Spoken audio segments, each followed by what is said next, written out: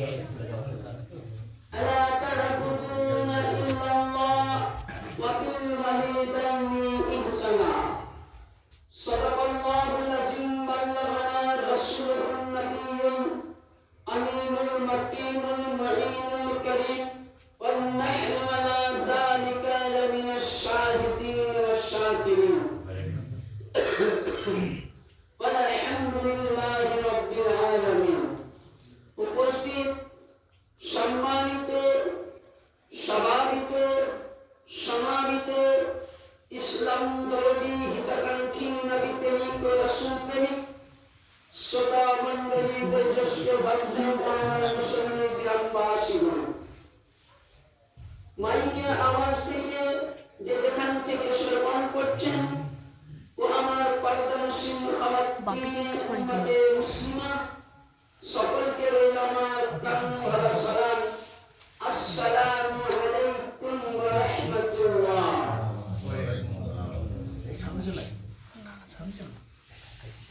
আলহামদুলিল্লাহ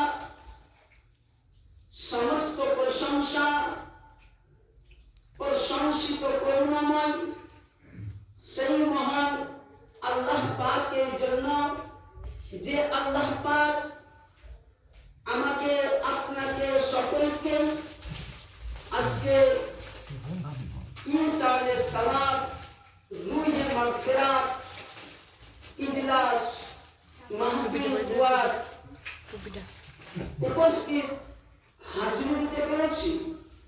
তাই আল্লাহর দরবারে সকলে মিলে আমরা শুকরিয়া আদায় করি আর মুহাব্বতের সহিত জোরে মন করে প্রাণ করে বলি মরুল কুরআন মদিনার হেলাল কালি কামলি ওয়ালা নবী মুহাম্মদুর রাসূলুল্লাহ সাল্লাল্লাহু তাআলা সাল্লামের প্রতি ইনার আর আওলাদ আহলে বায়াত বিশ্ব নবী আবির্ভাব কালে জগৎ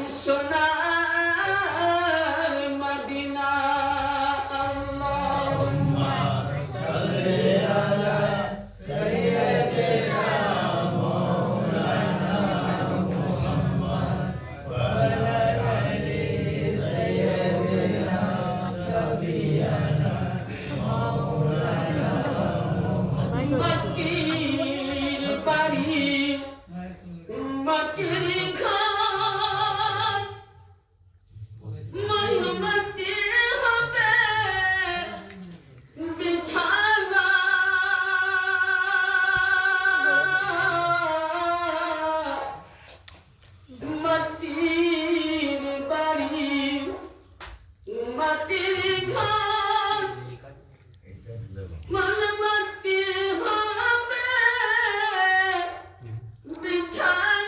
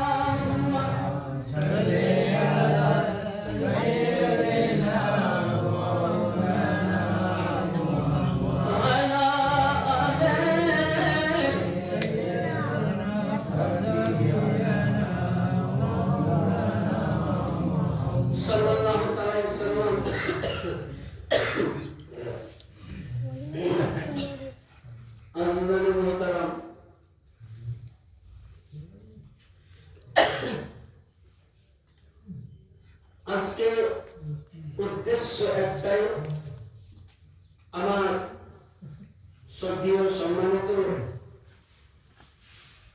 মাস্টার সাহেব বা আমার প্রিয় মাস্টার ভাই সাহেবদের, জগৎ জননী মায়ার জিনিস, মমতার জিনিস, যার নাম এক শব্দে বলা যায় মা, তিনি আজকে 1 বছর বিগত আমাদের সামনে থেকে উনি চলে গেছেন। আজকে তিনি উদ্দেশ্যের আশায় এই মাহাতি দোয়ার মজলিস সাজানো হয়েছে। একটাই উদ্দেশ্য যে আল্লাহ পাকের কাছে আমরা প্রার্থনা করব যে আল্লাহ পাক যেন বিশ্বের জগতের নর নারী যারা ইন্তেকাল করেছেন তাদেরকে এবং ইনার মা ইন্তেকাল করেছেন তিনাকেও যেন আল্লাহ পাক মাফ করে জান্নাতুল ফিরদাউস দান করে। সকলে আলহামদুলিল্লাহ। আরেকটা উদ্দেশ্য, যেহেতু তিনি সাথে সাথে আমার কোনো সম্পর্ক ছিল না, কিন্তু একটা সম্পর্ক ছিল তিনার মায়ের সাথে আমার, যেহেতু তিনি ছিলেন আমার পীর গুরু। মানে আমি যে দরবারের মুরিদ, সেই দরবারের উনি ছিলেন একজন আমার বড় ভাইয়ের পাশে, উনি ছিলেন একজন খাস মুরিদা। যাই হোক, সে সম্পর্কে আমি কোরআন থেকে আয়াতে পাক তেলাওয়াত করেছি, ইনশাআল্লাহ আলোচনা করব। তার ইতিপূর্বে দুই একটা কথা বলি, খুব মন দিয়ে শুনবেন। এই যে আমরা মাজলিস করি, আমরা যে মাজলিস করি, এই মাজলিসটা দেখুন কত উত্তম। আল্লাহ নবী সরকারে মদিনা বলছেন, মানুষ যখন চলে যায়, আজকে ধরুন আমার মাস্টার সাহেবের আম্মি যান, ইনি দুনিয়া ছেড়ে চলে গেছেন, ইনার কোনো আমাল নামা কিন্তু খোলা নাই। আছে কি? একটু কথা বলবেন, আছে কি? আমি একটা করে কথা বলবো নাই। কিন্তু আল্লাহর রাসূল পয়গম্বর আকা মুস্তাফা বলছেন, মানুষ মরে যাওয়ার পর ভালো মন্দ দুটোই বন্ধ হয়ে যায়, কিন্তু তার 3টি দরজা খোলা থাকে। বলেন সুবহানাল্লাহ। কি কি? 1 নাম্বার, সর্বপ্রথম আমার নবী বলতেছেন ছেলের দরজা। 2 নাম্বার, সাদকায়ে জারিয়া। 3 নাম্বার, কোন নাজাতের রাস্তা। আল্লাহ নবীকে জিজ্ঞাসা করলেন, ইয়া রাসূলুল্লাহ, ইয়া হাবিবাল্লাহ, ছেলের রাস্তা বলতে কি? আমার নবী বলতেছেন, যদি কাউরির স্ত্রী মারা যায়, স্বামী যদি নামাজ পড়ে দুহাত তুলে দোয়া করে, রব্বুল আলামিন, আমার অর্ধাঙ্গিনী, আমার স্ত্রী, আমার হায়াতে সারিকা দুনিয়া ছেড়ে চলে গেছে, আল্লাহ তুমি ক্ষমা করো। আল্লাহ বলছেন, 1000 মজলিসের মধ্যে 1000 লোক যদি দোয়া করে, আর ওই সময় স্বামী যদি একবার বলে আল্লাহুম্মা গফিরলি আজওয়াজা, আল্লাহুম্মা গফিরলি আজওয়াজান, আল্লাহুম্মা গফিরলি আজওয়াজান, আল্লাহ তুমি আমার স্ত্রীকে ক্ষমা করো। আল্লাহ বলছেন, স্বামীর উপর কবুল করে স্ত্রীকে নাজাত দেওয়া হবে। 2 নাম্বার, স্বামী চলে গেছে, স্ত্রী জাহান্নামের পাটিতে বসে দোয়া করবে, আল্লাহ কবুল করবে। আর আমার নবী বলতেছেন, কোন সন্তানের যদি মা চলে যায়, আর আল্লাহ নবী বলছেন, ওই সন্তান যদি কিছু না জানে, কোরআন শরীফের বিসমিল্লাহির রহমানির রহিম পড়ে আল্লাহর দরবারে বলে, রহমানুর রহিম, ও আল্লাহ দয়াময়, ও আল্লাহ ক্ষমাশীল, ও আল্লাহ তুমি প্রেমময়, তুমি রহমান, তুমি দয়াল, আল্লাহ তোমার ক্ষমার কোনো তুলনা নাই, তোমার রহমানের কোনো তুলনা নাই, তোমার দয়ার কোনো তুলনা নাই। ইয়া আল্লাহ, তুমি আমার আব্বা চলে গেছেন, আম্মা চলে গেছেন, দাদা চলে গেছেন, দাদি চলে গেছেন, নানি চলে গেছেন, আমার পূর্বপুরুষ আব্বার খানদান থেকে নিয়ে আমার মায়ের খানদান অবধি গেছে, আল্লাহ তুমি আমাদের এই পুরো খানদানকে ক্ষমা করো। আল্লাহ বলছেন, আরশে আযম কাঁপতে থাকে, সন্তানের দোয়া কবুল করে তার পূর্বপুরুষকে নাজাত দেওয়া হয়। আজকে কোন মজলিস? ছেলের দোয়ার মজলিস। আমাদের চাইতে ছেলের দোয়াটা আগে কি হবে? কবুল হবে। তার জন্য কোরআন বলছে, ওয়াকাদা রাব্বুকা লা তা'বুদুনা ইল্লাল্লাহ। এ আমার বান্দারে, আল্লাহ ছাড়া কাউকে উপাসনা কি করিও না। ওয়াবিল ওয়ালিদাইনি ইহসানা, তোমার মা বাপের কি করো? ইহসান করো। তাহলে মা বাপকে ইহসান করতে কে বললেন? আল্লাহ। তাহলে এবার বলুন, এটা কোন ভাষা? কোরআন। কোন মুসলমান যদি নামাজ পড়ে, খুব কথাটা বুঝবেন, কোন মুসলমান ধরুন নামাজ পড়ে, রোজা করে, হজ করেছে, যাকাত দেয়, সব কিছু কাজ করে কোরআনের কথা মেনে, কিন্তু মা বাপের প্রতি সন্তুষ্টি আদায় করেনি, তার ইবাদত কাজে লাগবে না? কিছু কাজে লাগবে? তাহলে কি হলো? কারণ কোরআনে পাকে আল্লাহ বলছেন তোমরা আমি ছাড়া অন্য কারোর উপাসনা মালিক নয়, আর তোমরা মা বাপের ইহসান করো। শুধু এটা উম্মতে মুহাম্মাদীকে বলা হয়নি। আপনি ভাববেন এটা উম্মতে মুহাম্মাদীর জন্য না। কোরআনে পাক উদাহরণ সূরা আল বাকারা, এটা আগেকার নবীদেরকে বলা হয়েছে, মিসাকাহু লা তা'বুদুনা ইল্লাল্লাহ,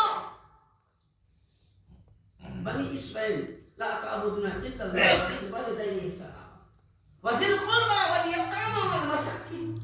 বলে হে উম্মতে মুহাম্মাদী, এটা আমি বনি ইসরাঈল কওমকেও বলেছিলাম যে আল্লাহ ছাড়া উপাসনার মালিক কেউ নাই, মা বাপের ইহসান করো। ওয়া যিল কুরবা ওয়াল ইয়াতামা, যদি তোমার বাড়ির পাশে কেউ আত্মীয়র মধ্যে, বংশের মধ্যে যদি কেউ গুরবা থাকে, মিসকিন থাকে, তাকে তুমি সাহায্য করো।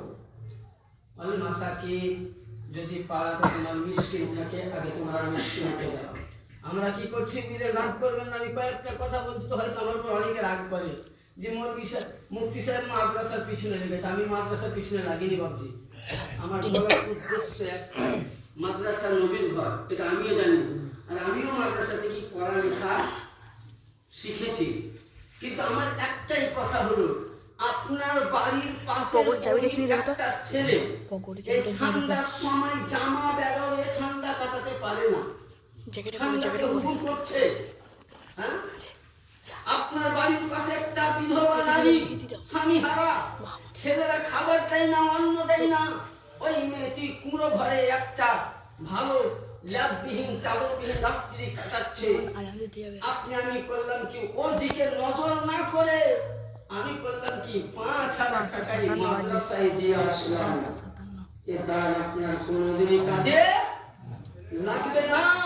কারণ আমি বলি না, কোরআন বলতেছে ওয়াজিল কুরবা ওয়াল ইয়াতামা ওয়াল মাসাকিন, যদি তোমার আত্মীয়র মধ্যে, পরিবারের মধ্যে, পাড়ার মধ্যে যদি ইয়তীম থাকে, মিসকিন থাকে, ফকির থাকে, আগে তাকে সাহায্য করো। আমরা করি? হ্যাঁ, আমরা করি? আমরা করছি কি, মাদ্রাসাতে দিলাম ৫ কুইন্টাল ধান নাম নেওয়ার জন্য, কিন্তু না, আগে আপনি নিজের মহল্লাকে দেখুন, তারপরে নবী ঘরের দিকে। তার জন্য হাদিস শরীফে আছে, বাড়িকে দেখবেন আল্লাহ নবী বলছেন, বান্দারে কেউ যদি মনে করে যে আমি লাইফ ভর হজের নেকি পেতে থাকবো, একটা রাস্তা আছে। আল্লাহ বলছেন, আল্লাহ রাসূল বলছেন, তুমি হজ করতে যাবা একবার। আপনি ধরুন এখন উমরা হজ করবেন, বিভিন্ন রকম এখন প্যাকেজ আছে, ৮৫,০০০, ৯০,০০০, ১ লাখ, ১.৫ লাখ, বুঝে ওই টাকাতে আপনি উমরা করতে গিয়ে মক্কা মদিনা সব দেখে আসবেন, একবার দেখলেন, স্বভাব একবার পেলেন, তাই তো? বারবার তো পাবেন না। নবী বলছেন, তোমার বাড়ির পাশে যদি কোনো গরিব একটি মেয়ে থাকে, কিংবা একটা শিক্ষা প্রতিষ্ঠানের দরকার গ্রামের মধ্যে ইসলামিক, গরিব মেয়ে যদি থাকে, বিবাহ দিতে না পারে, বুঝে হজের টাকাটা তুমি ওই গরিবকে দান করে দাও, মেয়েটিকে উদ্ধার করে দাও। নবী বলছেন তুমি একবার হজ করতে যাবা, কাবা মদিনা দেখতে পাবা, কিন্তু আল্লাহর নবী বলছেন, মুহাম্মদুর রাসূলুল্লাহ, আমি বলে গেলাম রে, কিয়ামত অবধি যতদিন অবধি দুনিয়া জীবিত থাকবে, যতদিন অবধি দুনিয়া থাকবে, কিয়ামত অবধি নামায়ে আমালে হজের টাইমে আল্লাহ তোমাকে 7টা হজের সওয়াব দিবে। তাহলে কি উপকার পেলাম? দান করাটা বেশি উত্তম না মক্কা মদিনা যাওয়াটা উত্তম? বলেন, বাড়ির পাশে গরিব খেতে পায় না, নাম নেওয়ার জন্য আলহাজ হ্যাঁ, আর নিজের ভাতি যেটা খেতে পায় না, পাশে বাড়ির গরিবটা খেতে পায় না, তুমি নাম নেওয়ার জন্য হাজি, তাহলে এই হাদিস কোনো প্রয়োজন কাজে লাগবে না। আপনার বাড়ির পাশে গরিব খেতে পাই না, আপনি মাদ্রাসায় নিয়ে আসলেন 5,000, এ দাম বেকার। আগে গরিবকে দেখুন, আমি বলছি না, কোরআন বলতেছে। যদি মিথ্যা হয় কাল কিয়ামতের ময়দানে নবী মুস্তাফা বলেন, বাড়িতে যদি কোনো আলেম কথা বলে তার যেভাবে দিলে পাছার মধ্যে ফেলে পড়া হবে। কারণ তাহলে কোরআন মোতাবিক চলতে হবে আমাদেরকে, রাসূলের সুন্নাহ মোতাবিক। তাহলে বুঝা গেল আল্লাহ নবী বললেন মানুষ মরে যাওয়ার পর 3টি দরজা খোলা থাকে। সন্তান, আমি প্রতিটা সন্তানকে বলবো পিতা মাতার জন্য দোয়া করবে। তাহলে দোয়া করতে গেলে কি করতে হবে আমাদেরকে? নামাজ পড়তে হবে, তাই তো? না করতে হবে না? নামাজের কথা তো বলা যাবে, নামাজের কথা বললে তো বলে মনীষেরা খারাপ আর বক্তব্য ভালো লাগবে না, কি বলা বুঝলেন? এই কিছুদিন আগে বললেন, এই কিছুদিন আগে নবী দেশ গেল, বহরমপুরে গিয়েছিলাম জালসা করতে। জায়গাটার নাম হলো ভিটে পাড়া, মানে ইসলামপুর পেরিয়ে বহরমপুর থেকে প্রায় লোকাল ভাষা 2 ঘন্টা। মাশাআল্লাহ বাগির সাইডটা এই ভাইজান জানবে, ওইদিকে বাগির সাইডের লোক ভালো হয়, মানে 2,500, 3,000, 4,000 লোক হয়। নাম শুনেছি যে বর্ধমান ডিস্ট্রিক্ট থেকে মন্ত্রী সাহেব এসছেন, মানে ইউটিউবে আমাকে দেখেছে, বক্তব্য মোটামুটি 2.5 ঘন্টা হয়েছে শুনেছেন। লাস্টে বেলায় বলি, আচ্ছা আপনারা সবই আশিকে রসুল? বলে হ্যাঁ, হাত উঠান তো। মাশাআল্লাহ গোটা স্টেজে বলে একটা ফাঁকা নাই। আচ্ছা নামাজ কয়জনা পড়েন হাত উঠান তো, অত বড় স্টেজে 5 জন বলে যে আশিকে রসুল করমান। দোয়া করতে গেলে কি করতে হবে? নামাজ কিছু খুব ভালো না, খুব ঠান্ডা মানে নামাজ পড়তে হবে। তাহলে নামাজ না পড়লে আমাদের কোনো গতি নাই। এই যে ছেলেটা বলছে নামাজ, এনার কর্তব্য হবে না ছেলেটা আপনাদেরকে আদর্শ দিতে হবে, তাই তো? তাহলে নামাজের আদর্শটা কে দিবে? পিতা মাতা, তাই তো? যেমন আমাদের ইনি মাস্টার মশাই ছিলেন, উনি একটা মাস্টার মশাই। মাস্টারদের কাজ কি? ছেলেদেরকে আদর্শ দেওয়া। কোরআন বলতে, হাদিস বলতেছে তালিবুল ইলমি আলা কুল্লি ফারিদাত আল মুসলিমিনা মুসলিমা, ইলম অর্জন করা ফরজ। আলাউ কানা উখলুস সিন ইলম, যদি তোমাকে জ্ঞান অর্জন করে 3 যেতে হয় তো 3 শহরও যাও। দুনিয়াবি জ্ঞানের দরকার, তার সাথে সাথে ইসলামিকও বেশি দরকার। কারণ আপনার মধ্যে ইসলামী আদর্শ না থাকলে তাহলে ছেলের কাছে জীবনে কোনদিন ভাতের আশা পাবেন না, কোনদিনই পাবেন না। তাহলে ছেলেকে নামাজের আদর্শ দিতে হবে, কোরআন দিতে হবে। পৃথিবীর মধ্যে আজকে মাস্টার সাহেবের আব্বা মারা গেছেন, আপনি বলবেন এতিম। মা মারা গেছেন এতিম, কিন্তু আমি বলবো এতিম নয়। এবার আপনি বলবেন কেন এতিম নয়? আমি নয়, নবীর হাদিস বলতেছি। মানে একটা কথা বলে আর একটা বেরিয়ে যায় আমাদের মুখে।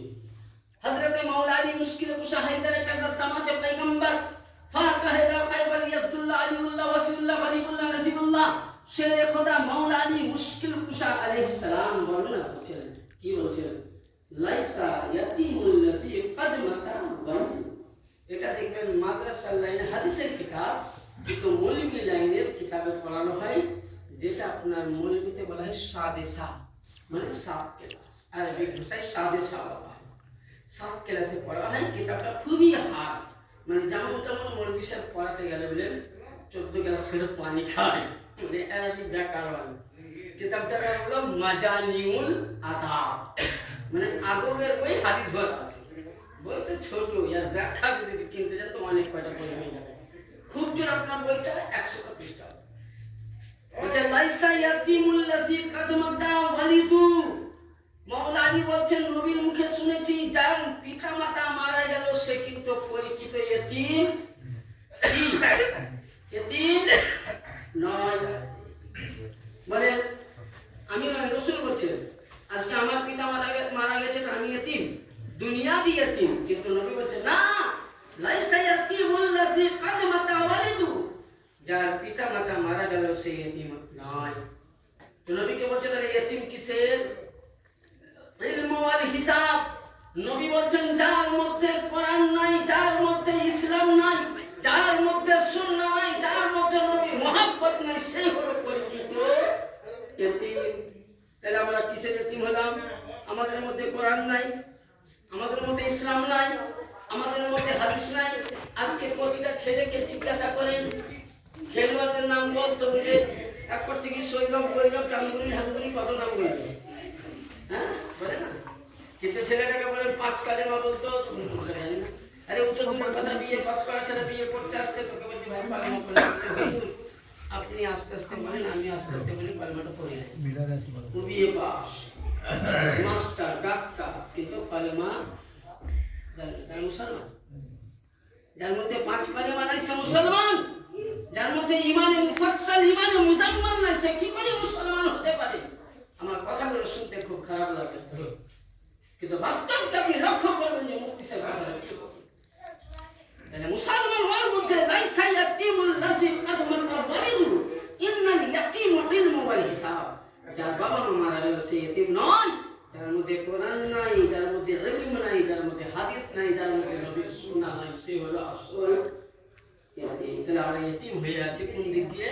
ইসলামে জ্ঞান দিয়ে। তাহলে আমাদের কর্তব্য কি? ছেলে মেয়েকে আমাকে কোরআন শিক্ষা দিতে হবে, ছেলে মেয়েকে আমাকে নামাজ শিক্ষা দিতে হবে, ছেলে মেয়েকে আমাকে হাদিসের জ্ঞান দিতে হবে। এবার আসুন পিতা মাতা, ছেলেকে মানা করবে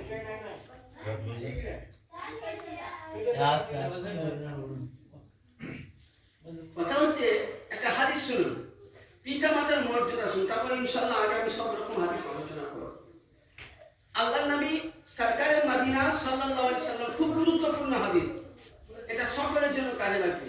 যাদের বিয়ে হয়েছে তাদের জন্য, যাদের বিয়ে হয়নি তাদের জন্য কাজে লাগবে। খুব গুরুত্বপূর্ণ হাদিস। হাদিসের রাবি মাওলানা আলী মুশকিল কুশা, নবী চাচাতো ভাই বাজামা, তিনি বলছেন যে আল্লাহর নবীর দরবারে একজন রাবি আসলো, মানে মদিনাবাসী আসলো, বলে ইয়া রাসূলুল্লাহ ইয়া হাবিবাল্লাহ, আপনারই একজন সাহাবী যার নাম হযরতে আব্দুল্লাহ বিন সালাম বিছানায় পড়ে আছে, কিন্তু তার জান কবজ কি হচ্ছে না। দেখবেন মানুষ মারা গেলে দুনিয়ার বুকে জান্নাতি না জাহান্নামী প্রমাণ পাবেন। আমি আপনাকে নমুনা দিচ্ছি। দেখবেন অনেক মৃত্যু বাড়িতে যান, মাইয়াতের বাড়িতে, তো দেখবেন একটা সুগন্ধিত পাওয়া যায়, খুব খুশবু পাওয়া যায়, তবে মানে আরো রাত্রির নয়, এমনই খুশবু পাওয়া যায়, তার দেখবেন শরীরটা হয়তো মাইয়াতের ঘেমে গেছে, কিন্তু শরীর থেকে সুগন্ধ আসছে, মানে খুশবু আসছে, জানবেন ওই ব্যক্তি জান্নাতি। জোরে বলুন সুবহানাল্লাহ। আরেকটা জিনিস, ধরুন আপনি সবাই মিলে গ্রামে কেউ মারা গেল, বললাম ওই ব্যক্তি চলে গেল, 10 জন ব্যক্তি যদি বলে তার জন্য আফসোস করে, আল্লাহ বলছেন জান্নাতি। আর গ্রামে যদি বলেন কাউকে অত্যাচার করছি আমি, আর মই যে অপর গ্রামের লোক বলবেন বলবি ছিল খুব ভালো ছিল, মরছে খুব ভালো হচ্ছে, এই জাহান্নাম। তারপরে আল্লাহ নবী নমুনা দিলেন, হযরতে আব্দুল্লাহ বিন সালামের বাড়িতে নবী সাহাব চট করে উঠে দাঁড়ালেন, সাহাবারা দাঁড়িয়ে, নবী পাক তার মাথার কাছে গিয়ে বলছেন, পড়ো আশহাদু আল্লা ইলাহা ইল্লাল্লাহ ওয়া আশহাদু আন্না মুহাম্মাদান আবদুহু ওয়া রাসূলুহু। হযরতে আব্দুল্লাহ বিন সালাম জবান খুলছে না, নবী কয়বার বললেন? 3 বার। তো নবী কি আদেশ করলেন? যে মাইয়াতের সামনে গিয়ে কালেমা শরীফটা পড়ো, তাই তো? আর আমরা করি কি, যদি বলে অমুক সাহেব কালেমা পড়বো, আমি যদি বলি না পড়বো না, তো বেঈমান হয়ে মারা যাবে, বুঝে তার সামনে পড়ো, তাকে কিছু বলো না। তো এরকম উনি কালেমা পড়তে বললেন, ওনার মুখে আওয়াজ নাই। নবী পাক হযরত সাইয়্যিদিনা বিলাল হাবশী রাদিয়াল্লাহু তাআলা আনহুকে ডাকলেন, বলে বিলাল, বলে লাব্বাইক ইয়া রাসূলুল্লাহ ইয়া হাবিবাল্লাহ, নবী গোলাম হাজির বলুন। বলে হযরত আব্দুল্লাহ বিন সালামের স্ত্রীকে ডাকা হলো। আল্লাহর নবী তাকে জিজ্ঞাসা করছেন, হে সালামের স্ত্রী, বলো তুমি আজকে তোমার স্বামী মৃত্যুর অবস্থায় জান কবজ হচ্ছে না, রূহ পারওয়াজ হচ্ছে না, তুমি আজকে বলো তোমার স্বামী কি অন্যায় করেছে? হযরতে আব্দুল্লাহ বিন সালাম বলতেছে, আব্দুল্লাহ বিন সালামের স্ত্রী বলতেছে, বলে হুজুর ইয়া রাসূলুল্লাহ, আপনার হকের কসম, আপনার সত্যের কসম নবী গো, আমার স্বামীর মতন জগতের নামাজি একটা কেউ ছিল না। সুবহানাল্লাহ। বলছে আমি কোন সময় পাঁচ ওয়াক্তের নামাজে আমি দেখেছি আমার স্বামীকে 5 বার উনি সাদকা করেছেন। আমার স্বামী যখন যা খাবার খেয়েছেন, মিসকিন ফকির না হলে উনি খাবার একটাও নিওয়ালা মুখে পাবেননি। আমার স্বামী বাড়ির পাশে গরিব আছে, গরিব কাজে উনি সাহায্য করেছেন। আমার স্বামী কোন বস্ত্রহীন আছে, তাকে বস্ত্র দান করেছেন। আমার স্বামী এত রক্তলিকা ছিল, ভূমিহীন থাকলে তাকে ভূমি দান করতো, মানুষ বিপদে পড়লে আগে দাঁড়াতো। আমার স্বামীর মতন আজকে আমার বিয়ে হওয়া কমসে কম হুজুর 30 থেকে 25 বছর হলো, কিন্তু জীবনে আমার স্বামীকে অন্যায় করতে দেখিনি। আমার স্বামী ফজরের নামাজ পড়েছেন, কোরআন তেলাওয়াত করেছেন, ইশরাকের নামাজ পড়েছেন, আওয়াজ চাষের নামাজ পড়েছেন, আওয়াবিনের নামাজ পড়েছেন, জওয়ালের নামাজ পড়েছেন, জোহরের নামাজ পড়েছেন। সারাটি দিন এবং সারাটি রাত, রাত্রির মধ্যে 2 ঘন্টা আরাম করতেন, আল্লাহর ইবাদতে মশগুল থাকতেন। তো নবী বলছেন যখন এতই ইবাদত করেছে, বলে হুজুর কতবার যে কাবা চুমেছে আমি নিজেও জানি না, কতবার হজ করেছে আমি নিজেও জানি না। যে এত যদি নেককার হলো, তো এর জান কেন কবল হয় না? আল্লাহ নবীকে বলছে, ইয়া রাসূলুল্লাহ আমি বলতে পারবো না। নবী হলেন পামা হুয়া আলা বাইদাতি, নবী মনের খবর কি জানতেন। বলুন সুবহানাল্লাহ। কোরআন এমনি সময় হযরতে আলী এবং হযরতে বেলাল হাবশিকে নবী বললেন, ইনার মা কোথায় আছে তালাশ করো। কোমন দিয়ে হাদিসটা শুনবেন, এটা কোনো কবিতা বা বানোয়াটি কিতাব নয়। কিতাবটা যদি কাউরি কোন ইমামের কাছে থাকে তো দেখে নেবেন, রাওয়াজাতুন নাসিহিন, রাওয়াজাতুন নাসিহিন কিতাবের মধ্যে আছে, হাদিসের মধ্যে। এটা ইমাম বুখারী আগেকার কিতাবগুলো। তো এহেন সময় হযরতে বিলাল হাবশী রাদিয়াল্লাহু তাআলা মাওলা আলী কারামাল্লাহু তাআলা ওয়াজহুল কারীম, দুইজনে ওনার মাকে আদরে যত্ন করে নবীর দরবারে। আল্লাহর নবী, দয়ার নবী, মায়ার নবী, প্রেমের নবী, এহেন সময় নবী হাত জোড় করে বলছে, আম্মা জান আপনার ছেলে কি এমন অন্যায় করেছে? তো উনি বলছেন, আমার ছেলের মতন নামাজি জগতে কেউ ছিল না, এক কথায় আমি যেগুলো বললাম।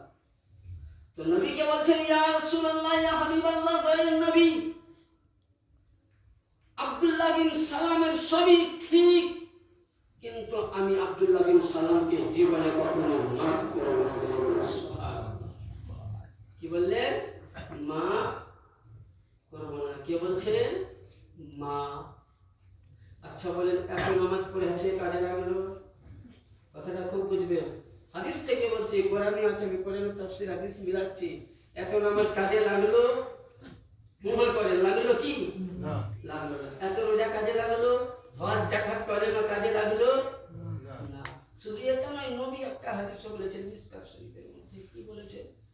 যে আমার উম্মত ওইখান অবধি অতক্ষণ উম্মত হতে পারবে না। হাদিস কোরআন তরজমা দিচ্ছি, কতক্ষণ অবধি?